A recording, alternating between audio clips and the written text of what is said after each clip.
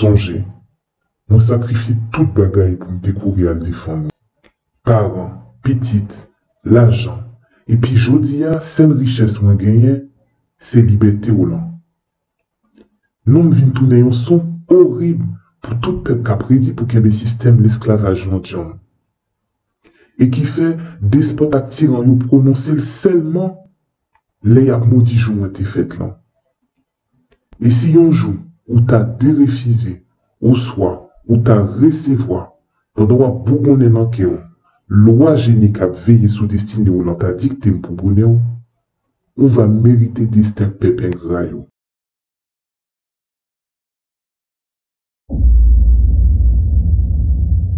Belle bonjour mes frères et sœurs. Pour ceux qui ne me connaissent pas encore, on me nomme Echo. Je suis d'origine haïtienne, mais née en terre étrangère. J'ai une trentaine d'années et mon but est de vous reconnecter à votre véritable identité. Voilà pour la petite présentation. Aujourd'hui, on se retrouve pour la dernière vidéo de la série sur l'identité haïtienne. Je vous invite donc à suivre la série pour mieux comprendre le contexte de cette vidéo. Et pour clôturer ce chapitre, il m'était impossible de ne pas parler de celui qui osa faire de chacun de nous les garants du véritable sens de la liberté. Cette vidéo est pour toi. Toi qui résume l'histoire en une simple phrase. Haïti a été libéré, mais concrètement, ça a changé quoi? Toi qui connais par cœur les histoires des peuples prétendus sacrés au mépris de ta propre histoire. Toi qui ignores encore que ton manque de connaissances est la source de tous tes maux. En tant qu'Haïtien, ton histoire n'est comparable à nulle autre. Sur qui donc t'appuyer? Comment reconnaître ce qui t'appartient de ce qui ne t'appartient pas? Toi qui fus dépouillé de ta culture. Dispersés Haïtiens, amis de la nation libératrice, permettez-moi de vous faire une petite présentation de l'homme qui fut à l'origine du mouvement le plus révolutionnaire de son temps. Bien plus qu'un esclave, bien plus qu'un empereur, celui qui n'avait rien à envier au plus grand prophète passé sur cette terre. Il est le Christ des peuples opprimés. Vous l'avez de toute façon compris, je fais référence à celui qu'on nomma Jean-Jacques Dessalines. Certains le savent déjà, mais pour les autres, vous vous rendrez compte que les informations sont peu nombreuses concernant Jacques Ier.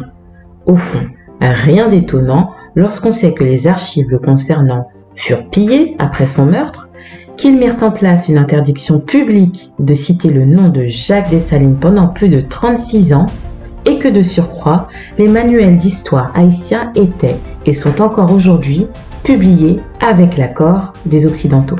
Mais comment a-t-on pu en arriver là? Comment le monde a-t-il pu accepter la dissimulation de l'homme qui mena les défaites des plus grandes armées de son temps? Qu'importe les manipulations des insatiables vaincus, qui est de mieux placé que son peuple pour rétablir le mérite qui lui est dû? Eh bien, c'est ce que nous allons tenter de faire aujourd'hui. Je vous invite donc à rester attentif tout au long de la vidéo. N'hésitez pas à vous abonner à la chaîne pour ne rater aucune autre publication et à partager pour manifester votre encouragement. Le jour de sa naissance reste incertain, mais certaines sources rapportent que c'est le mercredi 20 septembre 1758 que Jacques Ier vit le jour dans l'ancienne colonie française qu'ils nommèrent Saint-Domingue. À Saint-Domingue, la barbarie exercée sur le peuple répond à la demande exponentielle des denrées rares et exotiques que sont le maïs, l'indigo, le café, le cacao et le sucre qu'on appelait l'or blanc.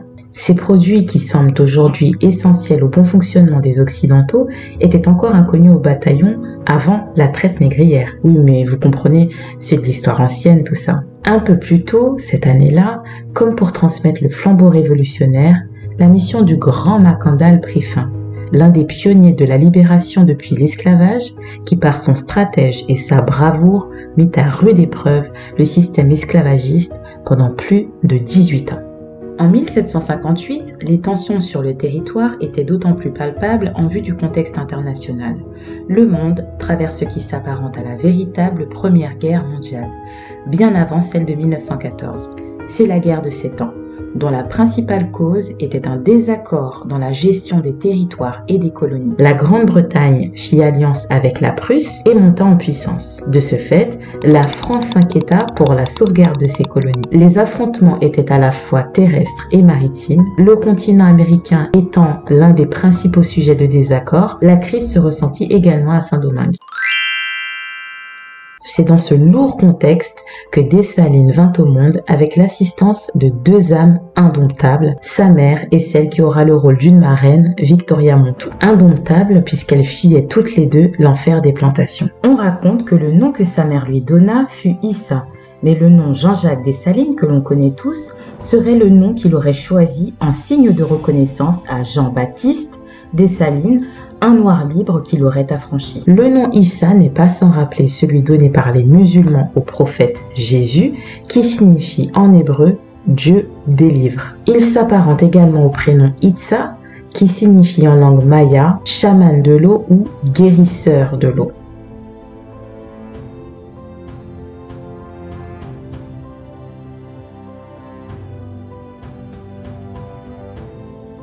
Si c'est votre première fois sur la chaîne, ne soyez pas étonnés, car je fais régulièrement le parallèle entre les cultures d'Afrique et indigènes d'Amérique pour mieux comprendre la culture haïtienne. La mère de Dessalines finira par confier l'enfant à Victoria Montou, également connue sous le nom de Grande Toya ou Tante Toya. Cette guerrière du royaume d'Ahomey veilla sur lui, l'enseigna aux techniques de guerre et l'exposa intentionnellement aux dures réalités de l'esclavage, en retournant à Cormier, près de la grande rivière du Nord, sur la plantation d'un dénommé Henri Duclos.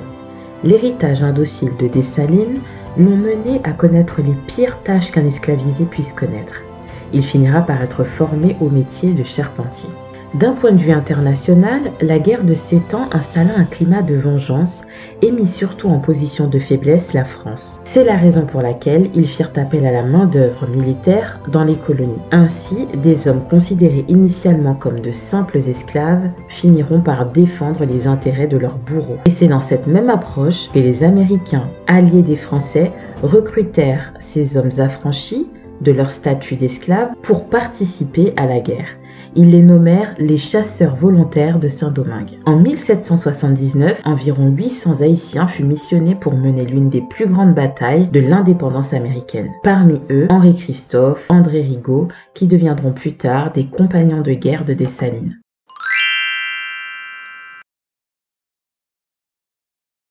Les premières fonctions officielles de Dessalines auraient débuté aux côtés de Boukman lors de la Révolution de 1791, puis de Georges Biassou, et c'est dans l'armée de Toussaint Louverture qu'il accédera en 1800 au grade de lieutenant général. Après le sacrifice de Toussaint Louverture, Jacques Dessalines prit les rênes de l'armée indigène. Le livre de Baïna Bello, 21 Poinconnet sous la Vili, précise que l'armée se nommait l'armée des Incas, certainement en hommage à l'armée la plus puissante des Amériques, qui était en partie composée d'agriculteurs de différentes ethnies et donc de différentes langues, mais qui au service de l'empire Inca résistèrent pendant plus de 100 ans à l'invasion des Occidentaux. Ainsi, l'armée indigène de Dessalines livra une lutte sous forme de plusieurs batailles, successivement aux armées britanniques et espagnoles, et finit par se retourner contre l'occupation française. La dernière fut celle contre les soldats du général Leclerc, qui sous l'ordre de Bonaparte venait rétablir l'esclavage dans toutes les anciennes colonies. Pour rappel, l'armée française disposait des armes les plus sophistiquées de l'époque, mais c'était sans compter sur la détermination, le courage des Haïtiens, qui au rythme de leurs cris de ralliement ne reculaient devant rien. En avant pour l'action poussière, l'unité, ou la mort. Évidemment, en parfaite collaboration avec les 5 éléments, l'eau, la terre, le feu, l'air et l'éther, l'élément principal, invisible, si puissant et trop souvent méprisé. D'ailleurs, Dessalines dira à son propos « Que vienne la nation qui aura la folie et l'audace de m'attaquer. Déjà, à son approche, apparaît le génie hérité d'Haïti, surgi du sein de l'océan. Son aspect menaçant les vagues en moi, excite les tempêtes et de sa main puissante disperse les navires ou les met en pièces. À sa voix formidable, les lois de la nature obéissent. Les maladies, la peste, la famine, la conflagration, le poison sont ses assistants constants. Le vendredi 18 novembre 1803, l'armée de Napoléon se verra dans l'obligation de capituler devant la justice divine, défendant le droit sacré qu'est la liberté. Le dimanche 1er janvier 1804, le premier jour du calendrier grégorien, deviendra le jour de la naissance de la nation haïtienne. Et quelque temps après, Jacques Dessalines se nomma empereur à vie sur l'île entière, y compris la République dominicaine. En 1806, soit à peine 2 ans après la naissance du pays, le père de la nation fut assassiné dans des circonstances troubles et viendra laisser la nation haïtienne orpheline du seul visionnaire divin pour la terre d'Haïti. Il eut de nombreux enfants avant et après son mariage avec la brave Marie-Claire Heureuse, Félicité. Imaginez un chantier avec des ouvriers. Tous les équipements sont sur place, les ouvriers le sont également. Mais un beau jour, on décide qu'il n'y aura plus de chef de projet. Selon moi, pour faire un véritable travail de rétablissement, nous devons remettre en question les versions officielles, en s'aidant de tous les outils mis à notre disposition. Et tant mieux s'il en résulte des confirmations. La plupart des portraits disponibles sur la toile ont été effectués post-mortem, c'est-à-dire après sa mort. Et vous pourrez constater que d'un portrait à un autre, le visage n'est pas le même.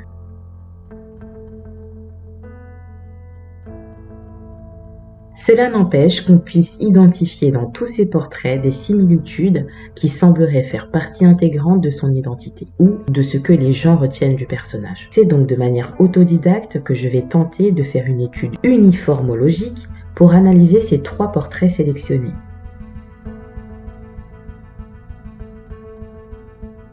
L'uniformologie est définie comme une étude des costumes, des uniformes et des effets militaires à travers les âges et les civilisations. C'est d'autant plus intéressant puisque les premières études officielles remontent à la période de Dessalines, soit peu de temps avant l'arrivée du premier empereur des Français, Napoléon Bonaparte. L'uniforme a plusieurs fonctions, à la fois symbole d'unité et de distinction sociale, mais il donne aussi le pouvoir d'utiliser la violence de façon légitime. Intégrer officiellement ses volontaires à utiliser la violence pour dominer sur ses ennemis est donc devenu leur nouveau moyen de communication. Analyser les uniformes de Dessalines, c'est aussi comprendre son parcours, les règles auxquelles il a dû se contraindre, tout le courage que ça lui a demandé de les affronter.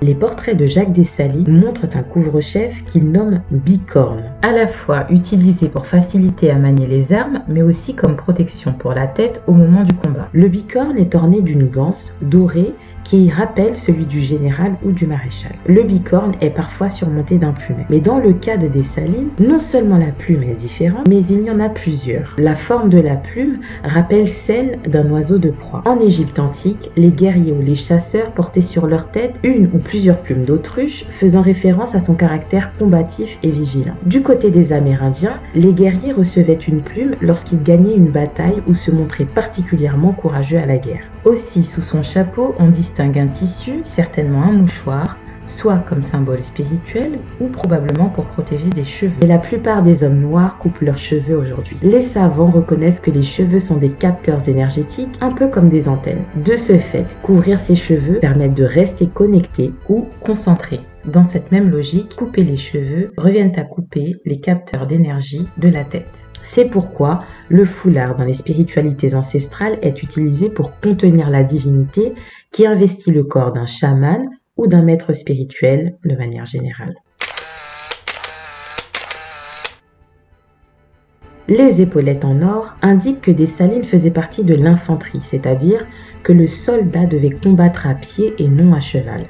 Et le fait qu'il porte les épaulettes de chaque côté indique qu'il avait au moins le grade de capitaine. Sur ce portrait, on aperçoit même une arme nommée le sabre-briquet du fait de sa lame recourbée. Le fait qu'il soit représenté avec une arme blanche plutôt qu'un fusil, pourtant facilement accessible à cette époque, nous informe qu'il maîtrisait le combat au corps à corps.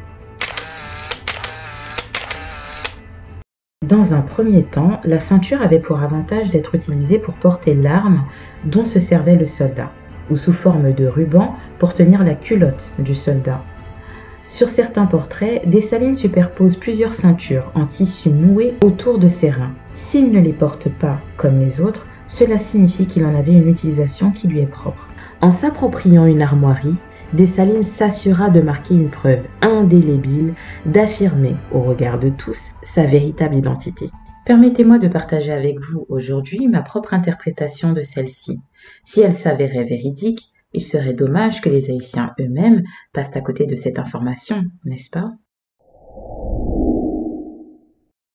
Même si nous n'avons pas la certitude de ses portraits, nous avons au moins son armoirie. Et vous allez comprendre qu'une armoirie vaut 1000 portraits. L'armoirie est un signe de reconnaissance développé au Moyen-Âge en Europe. Au départ, l'armoirie permettait aux combattants de se distinguer les uns des autres sur un champ de bataille. Elles étaient peintes sur des boucliers afin qu'ils puissent se reconnaître sous les armures et ainsi éviter de s'entretuer. Progressivement, l'armoirie prit un caractère plus individualiste, utilisé pour affirmer son identité ou son pouvoir. L'héraldique, c'est donc l'étude des armoiries et des écus. Il existe un langage technique pour décrire l'armoirie, mais comme pour l'uniformologie, je vais tenter d'aller au plus simple. L'écu est au centre de l'armoirie de Dessalines. Il est de forme ovale. Cette image est en noir et blanc, mais si l'écu devait être gravé en couleur, il serait de couleur argent puisque son fond est blanc. L'écu abrite une espèce d'oiseau qui s'apparente à un coq. Ici, son torse bombé et sa tête élevée donnent l'impression qu'il est sur le point de chanter. En plaçant le coq au centre de son armoirie, on peut comprendre que c'est cet animal qui correspondait le plus à sa personnalité. Voici ses caractéristiques. Le coq est d'apparence fière, la mort ne lui fait pas peur. D'ailleurs, il ne recule devant aucun combat, quitte à faire usage de ses griffes longues et tranchantes. Par son chant, il marque le temps en annonçant la fin de l'obscurité et donc le retour de la lumière du jour. Il réveille les hommes qui sont encore endormis. Son chant est également un signal d'avertissement d'un danger potentiel ou d'un changement imminent pour ses semblables. Enfin, le coq est l'animal que l'on sacrifie dans bon nombre de rituels pour rétablir la vie aux hommes. Oui, nous avons rendu à ces vrais cannibales, guerre pour guerre, crime pour crime, outrage pour outrage. Oui, j'ai sauvé mon pays, j'ai vengé l'Amérique. L'aveu que j'en fais à la face de la terre et du ciel constitue mon orgueil et ma gloire. J'ai fait mon devoir.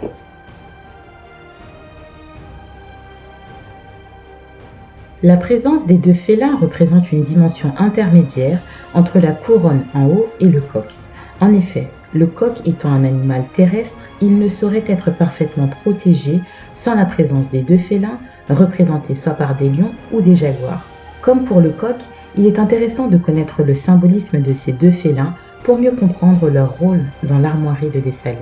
Le lion est le symbole de la puissance, de l'autorité, de la royauté. Il représente aussi la nature sauvage, mais malgré tout, se veut protecteur des plus faibles. La tête des lions vers l'extérieur indique qu'ils veillent aux attaques extérieures et qu'ils sont prêts à passer à l'action. Ou peut-être s'agit-il de jaguar. Le jaguar est un animal solitaire. Dans la culture maya, le jaguar est considéré comme le protecteur de la maison royale. Les Mayas voient ces puissants félins comme leurs compagnons dans le monde spirituel. Dans de nombreux mythes des Indiens d'Amérique, intervient un jaguar à 4 yeux, ce qui symbolise le don de clairvoyance des esprits nocturnes. Mais malheur à ceux qui s'approcheraient trop près des montagnes. Il vaudrait mieux pour eux que la mer les reçoive dans son profond abîme que d'être dévorés par la colère des enfants de Haïti.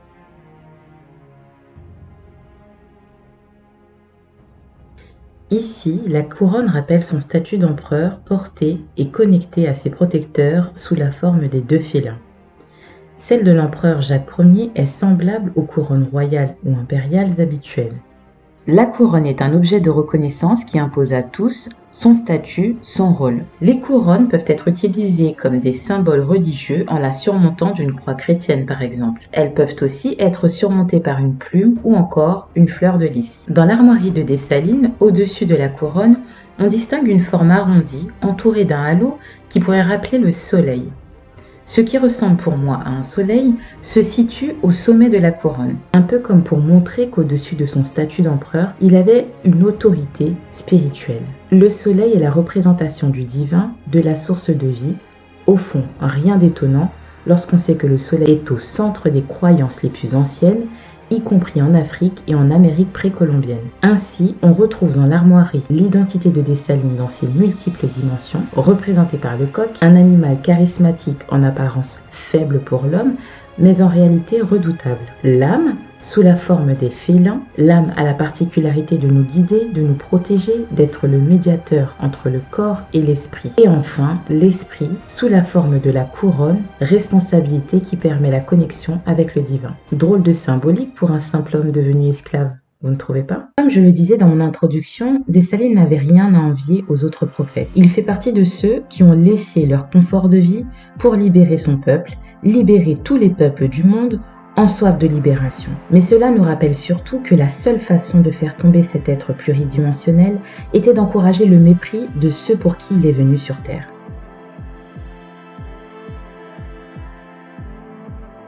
Oui, son sacrifice lui vaudra en retour un mépris que nous payons tous encore aujourd'hui en tant qu'Haïtiens. Connaître l'histoire et le fonctionnement des autres, c'est bien, mais connaître sa propre histoire, c'est mieux, même si tu es né ailleurs. Actuellement, nous sommes au mois de septembre, potentiellement le mois qu'il a vu naître. Je vous encourage donc à célébrer le premier des Haïtiens, mais également les soldats inconnus et inconnus ayant combattu à ses côtés, vos ancêtres. S'ils te demandent qui je suis, dis-leur que moi, c'est Echo avec un H, la voix qui fait retentir l'identité des dispersés.